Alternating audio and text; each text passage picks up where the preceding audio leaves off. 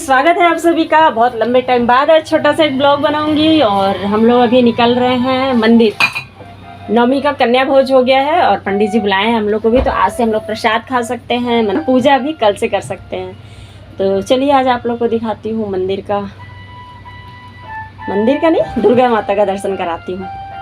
तो जो रेलवे परिसर में है ना, बाराखोली हनुमान जी का मंदिर, बस वहीं पे आ गए थे हम लोग। और ये पंडित जी के द्वारा ही माता जी की चौकी रखी गई थी और बहुत ही प्यारा लुक था। मंदिर के अंदर तो हम जा नहीं सकते थे, तो छोटा वाले बेटा मतलब उसको पंडित जी बोले वो लोग जा सकते हैं, उनके में अब छूट नहीं है।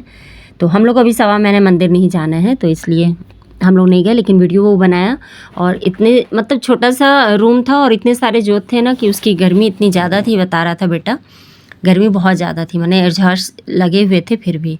तो दुर्गा माता की जोत में तो गर्मी रहती ही है, ज्वाला है।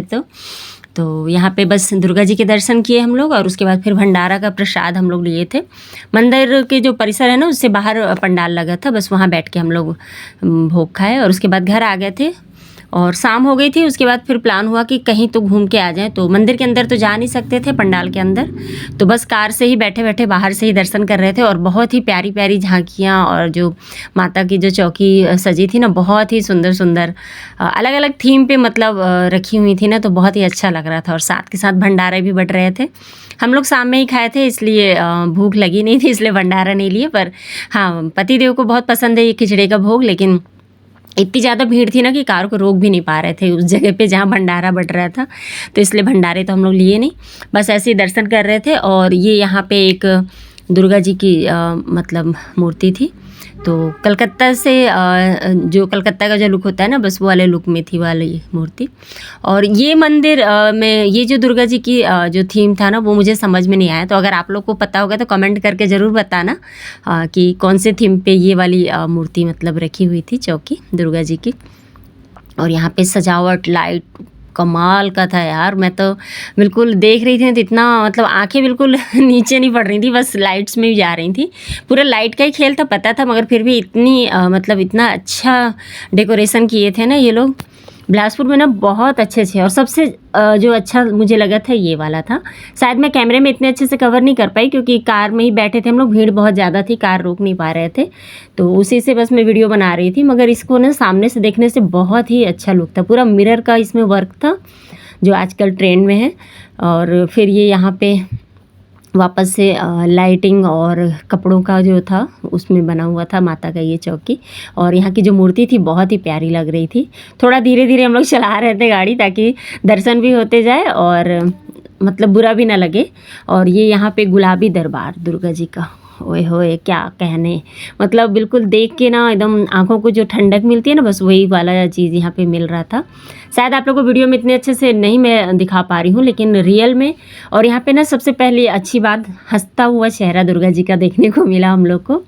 और यहाँ पे बिल्कुल साउथ इंडियन शायद लुक था इनका, अगर मैं सही हूँ तो आप लोग कमेंट में ज़रूर बताना। और ये डेकोरेशन भी बहुत ही अच्छा लगा। सिर्फ नेट था, मतलब नेट का जो कपड़ा होता है ना वो था, और रोप लाइट होता है ना, बस वो उसी से डेकोरेट किया गया था। और यहाँ की मूर्ति की थीम बिल्कुल हटके थी, मतलब राक्षस को यहाँ पे लड़ता हुआ दिखाया गया है दुर्गा माँ के साथ।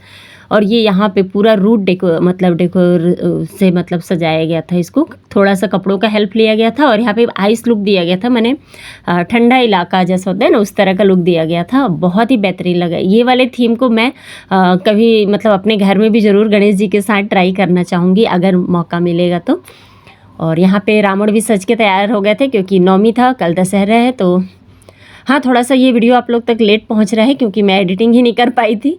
और इस समय घर में सबकी तबीयत ख़राब से चल रही है, इसलिए ब्लॉग बनाने का भी मन नहीं करता है, क्योंकि हंसने वाला ही ब्लॉग अच्छा लगता है ना, रोने वाले ब्लॉग देखने में फिर मज़ा नहीं आता है मुझे तो इसलिए मैं सोचती हूँ कि मेरे जो यूट्यूब फैमिली है वो भी शायद नहीं देखना पसंद करेंगे। तो फाइनली हम लोग सब जगह से दर्शन कर लिए और उसके बाद एक जगह बैठे और आराम से पहले तो पाव भाजी का मज़ा लिए और बहुत ही टेस्टी बना था पाव भाजी। हाँ, महंगा ज़रूर था, जो दशहरा का मेला होता है ना इसमें बहुत ज़्यादा महंगा रहता है, पता नहीं क्यों, शायद वो लोग ऐसा बोलते हैं कि यहाँ पे जो जगह लिए है ना उसका हम लोग को ज़्यादा पैसा देना पड़ता है, इसलिए महंगा होता है।